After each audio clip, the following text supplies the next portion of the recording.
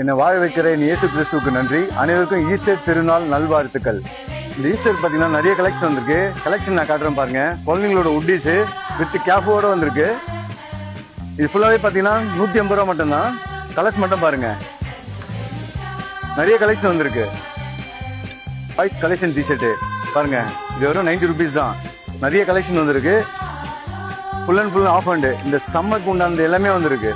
ஃபுல்லாக girls T shirt. இதுவும் சம்மருக்கு உண்டானது தான். இதோட ரேட் பார்த்தீங்கன்னா 90 ரூபா மட்டும்தான்.